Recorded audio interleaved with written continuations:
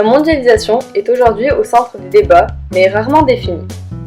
Et bien que les historiens, les géographes, les sociologues ou les économistes définissent le terme de mondialisation de manière différente, tous s'accordent à dire qu'elle est le résultat d'une histoire bâtie sur des échanges qui ont cessé de croître depuis la fin du XIXe siècle. Dans son sens actuel, elle correspond plus précisément à la conséquence du libéralisme économique et politique, une doctrine fondée sur la liberté de produire et d'échanger. Il s'agit de limiter le rôle de l'État et autres régulations externes afin de plus laisser jouer la loi de l'offre et de la demande. Ainsi, la mondialisation peut se définir comme un processus d'intégration des marchés nationaux concernant les biens et capitaux qui conduit à l'émergence d'un marché unique. Y interviennent plusieurs acteurs, à savoir les firmes transnationales ou FTN, les organisations internationales telles que le FMI, l'OMC ou la Banque mondiale et les États. Ce système économique s'est progressivement étendu à la surface du globe dès 1991, date de la chute du bloc de l'Est. Bien que la mondialisation repose d'abord sur un système économique unique, elle est aujourd'hui associée à d'autres aspects. Ainsi, culturellement, elle a engendré la circulation des produits issus des traditions, mais aussi des industries, à l'échelle du monde. Ce phénomène d'homogénéisation des civilisations est plus communément appelé mondialisation de la culture. Politiquement, elle a entraîné la création de nouvelles organisations internationales qui ont limité progressivement le rôle des États. De plus, dès 1945, des ONG sont mises en place pour lutter contre plusieurs fléaux contemporains tels que la faim, la pauvreté ou encore la pollution. La mondialisation touche donc l'écrasante majorité des pays et la Tunisie ne fait pas figure d'exception. En effet, ce pays situé au nord de l'Afrique et sur le littoral méditerranéen est le fruit d'une histoire riche en colonisation et en ouverture au monde, qui commence avec l'arrivée des Phéniciens et la création de Carthage par Didon dès 814 avant Jésus-Christ. Elle se développe ensuite avec la conquête romaine, se poursuit lors de l'intégration à l'Empire ottoman, puis s'enrichit sous le protectorat français pour enfin atteindre son apogée aujourd'hui dans une Tunisie indépendante, riche de ses échanges avec l'Union européenne. Malgré son rôle important dans le développement des échanges économiques mondiaux depuis près de 3000 ans, on peut considérer qu'aujourd'hui la Tunisie est intégrée partiellement à la mondialisation. Même si la mondialisation a tendance à être mise en question, elle présente aussi de nombreux avantages, et bien que ce soit un phénomène d'ampleur planétaire, ces facteurs sont propres à chaque pays ou région. En Tunisie plus particulièrement, la révolution de 2011 a entraîné le départ du dictateur Ben Ali, la mise en place d'un système démocratique, mais l'instabilité qui en a résulté a causé une grave crise économique encore d'actualité. On peut donc dire que la révolution a permis une plus grande ouverture du peuple aux questions politiques et sociales, mais aussi aux questions économiques. Ainsi, les Tunisiens sont plus que jamais sensibles au sujet de la mondialisation, car conscients de son impact inéluctable sur leur vie. Notre projet tente donc d'expliquer les impacts de la mondialisation en Tunisie. Exemple et chiffres à l'appui, il permettra d'explorer l'intégration modérée du pays avant de déterminer les conséquences tant économiques que socioculturelles de ce phénomène. Elias Jouini nous présente le degré d'intégration de la Tunisie à la mondialisation, ses caractéristiques et son évolution. Je crois que le protectorat français a évidemment positionné la Tunisie dans une économie élargie à l'échelle de ce que l'on appelait à l'époque l'Empire français, avec à la fois donc une structuration des échanges, un début de répartition également des activités entre différents pays de l'Empire français, mais a également fortement conditionné les développements ultérieurs et les échanges ultérieurs de la Tunisie, puisque jusqu'à aujourd'hui, la France et l'Union européenne continuent à être le premier partenaire de la Tunisie. Je crois que le protectionnisme existe évidemment en Tunisie, essentiellement sous deux formes. La première, c'est celle liée notamment aux taxes douanières qui peuvent être là pour protéger certains secteurs d'activité ou pour limiter la consommation de produits importés, mais l'essentiel des mesures protectionnistes sont plutôt liées à l'addition de différentes strates réglementaires qui viennent limiter les possibilités d'investissement, d'échange. Et donc on voit bien que si Chacune des mesures résulte peut-être de la volonté à un moment ou à un autre de protéger un secteur donné d'activité. La conséquence, c'est plutôt un frein au développement, à l'investissement qui vient pénaliser l'économie tunisienne. L'idée aujourd'hui, c'est d'aller plus loin, notamment en matière de services. Alors, on est essentiellement face à un pari, c'est-à-dire que un accord de libre-échange, c'est faire le pari que les avantages que l'on pourra en tirer seront supérieurs aux coûts, puisque forcément la concurrence va être plus rude pour nos entreprises, mais elles auront la possibilité aussi de conquérir des parts de marché et de se positionner à l'international. Donc c'est un pari. J'ai la conviction que si on est en mesure de mettre en place en accompagnement de cet accord de libre-échange, une stratégie de développement sur certains créneaux, sur certains secteurs d'activité, eh bien, cet accord de libre-échange peut être... Je crois que l'Union du Maghreb arabe a été, dès le départ, une construction essentiellement politique. La volonté d'affirmer l'existence d'un Maghreb arabe, l'existence d'une unité géostratégique, mais à aucun moment il n'y a eu la volonté de passer concrètement à l'acte. On aurait pu imaginer qu'il y ait le développement d'une politique commune sur un ou des secteurs d'activité. On aurait pu imaginer le développement d'infrastructures communes qui permettent de traverser l'ensemble du Maghreb arabe. Rien de tout cela n'a été fait, notamment en raison des divergences politiques fortes qu'il y a depuis de très nombreuses années entre l'Algérie et le Maroc, la très grande instabilité de la Libye bien avant 2011 et le moindre développement de la Mauritanie. Donc finalement, l'Union du Maghreb arabe est restée une volonté, et même pas une volonté réelle, mais une volonté affichée. On peut signaler au passage, par exemple, que les chefs d'État du Maghreb arabe ne se sont pas réunis depuis 1994. Donc ça donne bien une idée quand même de la difficulté de développement de ce processus qui n'a pas pour autant basculé dans la sphère économique. Certains économistes évaluent à 2% de PIB le coût du non-Maghreb arabe. C'est-à-dire qu'une réelle intégration économique permettrait à chacun des pays concernés d'avoir 2% de PIB en plus. Je crois que la révolution de 2011 s'est essentiellement et jusqu'à présent concentrée sur la construction politique et a délaissé le champ de l'économique et du social, ce qui fait que, en première approximation, j'ai envie de dire que la révolution n'a pas eu d'impact sur l'économie tunisienne ou en tout cas pas en termes d'intégration régionale et internationale. Elle a eu tout de même un impact sur l'économie, un impact négatif lié à la fois au développement du terrorisme qui n'est pas la résultante de la révolution, mais contre lequel le combat est devenu plus compliqué. Et on peut dire que le terrorisme est la résultante d'une autre forme de mondialisation. Et en même temps, ce coup de la révolution a amené à un accroissement, un creusement du déficit qui rend la situation économique aujourd'hui beaucoup plus difficile à gérer qu'elle ne l'était il y a quelques années. Alors que faire pour lutter contre ce déficit? Il n'y a pas de miracle. Il s'agit, de prendre acte du fait que certains secteurs d'activité sont à la fois en difficulté mais vont l'être pour de nombreuses années.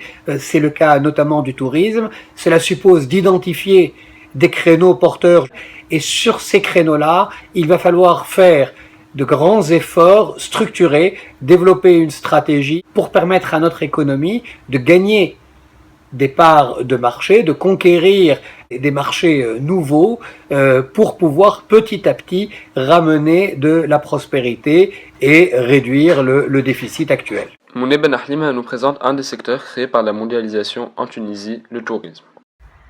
Alors, le tourisme en Tunisie a commencé déjà il y a quelques décennies et même siècles, parce qu'au départ, les gens venaient à la découverte de cultures un peu différentes. C'était l'époque de l'orientalisme, et ce tourisme était réservé à une élite.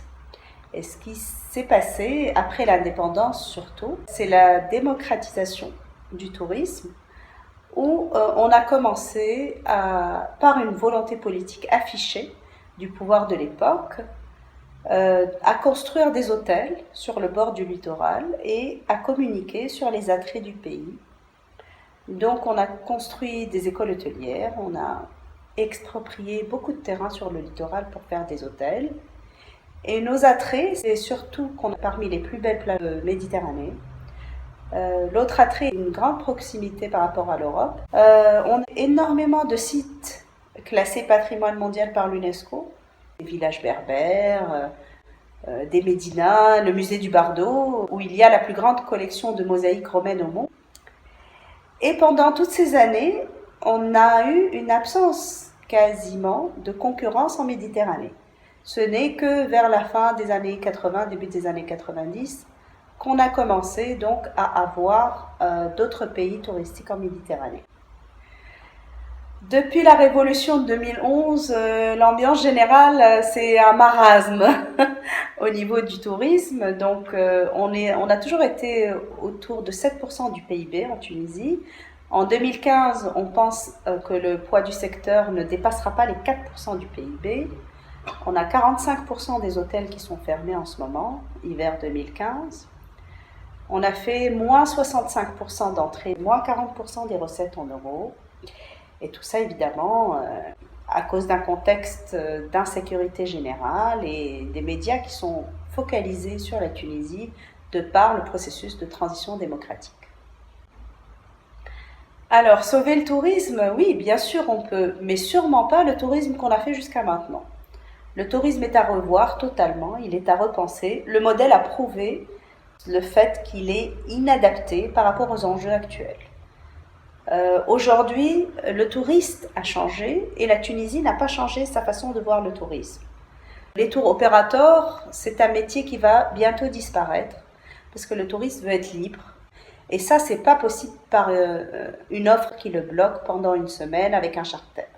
Et donc, l'impératif premier est l'ouverture du ciel et donc l'instauration de l'open sky. Et jusqu'à maintenant, on n'arrive pas à se faire entendre par les différents gouvernements qui se sont succédés. Et cette crise, s'il y a du positif qui va en sortir, c'est le tri entre les professionnels. Il va y avoir une purge et seules les unités hôtelières et touristiques les mieux gérées vont pouvoir survivre. L'enjeu est de hausser la qualité, réformer l'enseignement des écoles hôtelières et de tourisme en tirant vers le haut, en modernisant donc ces infrastructures et arrêter de penser hôtellerie, il faut penser tourisme, donc mettre en valeur le patrimoine tunisien, la gastronomie tunisienne, l'artisanat tunisien, tous les attraits de la Tunisie parce que finalement les hôtels ne sont qu'un moyen de se loger et non pas une finalité en soi. Et c'est ainsi qu'on aura quelque part l'opportunité de reconstruire un meilleur tourisme que ce qu'on a eu jusque-là. La nouvelle donne de la mondialisation a marqué une évolution économique et sociale en Tunisie. Elle permet de développer de nouvelles activités économiques et donc de créer des richesses. Cependant, elle privilégie les lieux les mieux situés, les activités et les secteurs les plus portés vers l'extérieur, ce qui accentue les déséquilibres régionaux. On se retrouve en présence d'une recomposition du territoire obéissant à des logiques nouvelles, celle du libéralisme et de la mondialisation. Cette carte nous montre une inégale répartition des investissements directs étrangers ou IDE, et donc des activités économiques. Les régions littorales et la capitale sont bien plus financées que les régions intérieures et de l'Ouest. Ces inégalités sont extrêmes. Les IDE par habitant du Grand Tunis sont en effet 100 fois plus importants que ceux des habitants du centre-ouest et du sud-ouest. Ces inégalités persistantes sont attestées par l'indicateur de développement régional qui compile le savoir, la richesse, l'emploi et la santé de chaque région. Il apparaît alors que la capitale occupe le premier rang. Elle est suivie par les gouvernorats du Grand Tunis et du littoral, tandis que le nord-est et le sud-est occupent une position intermédiaire avant les zones défavorisées du centre-ouest et du nord-ouest. Deux gouvernorats, Tunis dont l'IDER est de 0,76 et Gasseline dont l'IDER est de 0,16, expriment l'inégalité extrême. Ces amples écarts de développement entre les régions du littoral et de l'intérieur sont révélateurs d'une grande hétérogénéité en termes de niveau de revenus, de croissance, de chômage, de répartition entre activités à forte et à faible productivité, qui débouchent alors sur différents niveaux de vie, de pauvreté, d'accès à l'éducation ou encore à la santé. Les régions littorales font en effet partie de l'axe de compétitivité et constituent le centre des branches phares de l'économie tunisienne. Les régions intérieures, elles, disposent de moins de compétences stratégiques et affichent des performances moyennes, voire même faibles. L'intégration de la Tunisie à la mondialisation ne profite donc pas à toutes les régions et intensifie même les disparités régionales. Pendant longtemps, les historiens ont considéré que la Tunisie avait bénéficié d'un choc culturel venu d'Occident et permis par la colonisation. Cependant, cette colonisation civilisatrice, qui aurait révolutionné les modes de vie et de pensée tunisiens et aurait modernisé le pays, est à relativiser. En effet, une telle évolution risque à terme de faire disparaître la spécificité culturelle et l'identité tunisienne. Aujourd'hui, à l'ère de la mondialisation moderne, ce processus s'accélère, comme en témoigne le travail de l'artiste tunisien Mohamed Lazreg. Économique au départ, la mondialisation débouche inévitablement sur le culturel puisque les réseaux créés vont véhiculer les valeurs et modes de vie des sociétés concernées. En effet, la Tunisie, de par sa proximité géographique avec l'Europe et le développement vertigineux des moyens d'information et de communication dans le monde, est particulièrement impactée par sa nouvelle ouverture culturelle occidentale. Cette circulation des idées et des valeurs est actuellement à sens unique, c'est-à-dire des pays du Nord vers la Tunisie, ce qui risque de rendre ce phénomène quelque peu intrusif et de donner à la mondialisation aux yeux de certains un relent de néocolonialisme. La transmission du mode de vie occidental, et plus particulièrement américain et européen, se base sur la diffusion de modèles vestimentaires, musicaux, architecturaux, culinaires ou encore esthétiques. Malgré ces risques, la mondialisation culturelle présente aussi de nombreux avantages. En effet, les nouvelles connaissances scientifiques, les récentes découvertes technologiques empruntent les mêmes canaux de transmission et permettent ainsi un développement et une modernisation qui n'auraient pas été possibles en situation d'autarcie. La circulation de l'information et des biens, le développement des transports, la diffusion du modèle occidental de consommation sont tous des effets de la mondialisation qui suscitent l'envie accrue des Tunisiens de partir pour réussir ailleurs. Cependant, s'y ajoutent aussi des causes internes. Ces migrations peuvent parfois prendre la forme de brain drain, aussi appelée fuite des cerveaux. Ces appellations désignent la migration des travailleurs qualifiés ou très qualifiés du Sud vers les pays développés. Pour certains, favoriser la venue de cette élite intellectuelle et professionnelle serait favorable pour les sociétés d'accueil et d'origine. Pour d'autres, il s'agirait d'un pillage des cerveaux. La Tunisie est directement touchée par ce phénomène. Le pays compte une importante diaspora hautement qualifiée à l'étranger, dont le taux de retour est relativement faible. Conséquence de la mondialisation, la fuite des cerveaux est aussi le résultat des fortes inégalités qui demeurent entre les potentiels scientifiques et techniques des pays. De plus, l'augmentation du nombre de diplômés et les limites des offres d'emploi entraînent une situation de chômage des jeunes de plus en plus importante. Le marché de l'emploi en Tunisie, surtout pour ces jeunes diplômés, se caractérise par une incompatibilité entre offre et demande. Ainsi, en 2015, sur 100 jeunes actifs, 46 en moyenne n'avaient pas d'emploi 18 mois après l'obtention d'un diplôme. De plus, la demande des compétences par les marchés internationaux de travail augmente fortement. Face à cette situation, de nombreux jeunes qualifiés décident finalement d'émigrer. Ainsi, sur 100 Tunisiens ayant émigré en 2012, 16 en moyenne ont un niveau universitaire. Deux pôles mondiaux de la recherche et des affaires attirent notamment les cerveaux tunisiens. L'Europe fixe 58% de cette élite à l'étranger, tandis que l'Amérique du Nord en fixe 24%. Le départ de ces hauts potentiels constitue généralement une perte pour la Tunisie. Cependant, la communauté émigrée contribue pour une large part à l'effort de développement. Leurs transferts, qui sont élevés en 2015 à près de 4 milliards de dinars, représentent 4,5% du PIB, 20% de l'épargne nationale et 41,5% du déficit de la balance des paiements. De plus, en cas de retour, le brain drain peut être bénéfique. Les émigrés qualifiés ont en effet pu acquérir à l'étranger de meilleures formations. Leur expérience devient donc utile au développement du pays d'origine.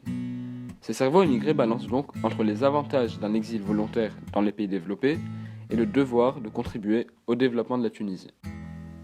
Mais l'immigration tunisienne peut aussi prendre la forme d'une immigration clandestine. Plus communément appelée la harqa, elle a commencé entre les côtes tunisiennes et italiennes au début des années 90. Les difficultés économiques de la Tunisie, le chômage, le développement inégal des régions, l'injustice sociale et l'intensification de la répression politique par le régime de Ben Ali ont créé des conditions propices à l'immigration irrégulière. De nombreuses organisations et associations humanitaires appellent depuis la Révolution à l'abolition d'une loi. Initialement prévue pour réprimer les passeurs, elle sert à réprimer les migrants eux-mêmes, les rendant pénalement responsables. Étant arrivés au port de l'Europe, les migrants sont maintenus dans des centres de rétention en attendant d'être rapatriés. Les conditions de vie dans ces centres ont donné lieu à de nombreuses protestations de la part des clandestins tunisiens. Ainsi, certains ont entamé une grève de la faim, d'autres allant même jusqu'à se coudre la bouche. Qu'il s'agisse d'immigration clandestine ou déclarée, qu'elle concerne des personnes diplômées ou non qualifiées, les migrations tunisiennes ne cessent d'augmenter. Et c'est ainsi qu'en 2011, le nombre de Tunisiens vivant à l'étranger a atteint 1,1 million, soit le 10e de la population. Alors que les migrations clandestines posent plusieurs problèmes principalement humanitaires et socio-économiques, le phénomène du brain drain, lui, a des conséquences sur le plan économique. Cependant, paradoxalement, il peut permettre le développement du pays, économiquement et culturellement, surtout lorsque les personnes qualifiées rentrent en Tunisie. La situation géographique de la Tunisie lui confère une importance particulière dans le fonctionnement des flux migratoires et explique son choix par les migrants, surtout subsahariens, comme zone de transit et de migration irrégulière, en direction de l'Italie en premier lieu et de l'Europe en général. Cela dit, il est probable qu'un nombre croissant de migrants reste en fin de compte en Tunisie pour deux raisons. Ou bien parce qu'ils ne trouvent plus le moyen de tout passer en Italie, ou parce qu'ils ont des opportunités de travail et de séjour en Tunisie. La Tunisie est désormais sous pression de ses voisins du Nord pour mieux contrôler ses frontières, à l'arrivée comme au départ. Bien que ce bilan puisse sembler globalement mitigé, les effets de la mondialisation ne sont jamais figés. En effet, le peuple tunisien a déjà prouvé dans une histoire encore récente qu'il pouvait être un exemple à suivre dans le monde arabe, ne serait-ce que par sa volonté infaillible de construire une démocratie durable. Aussi, laissons à la Tunisie, ce pays neuf, le temps de relever les défis qui se présentent à lui et de tirer parti de son intégration à la mondialisation.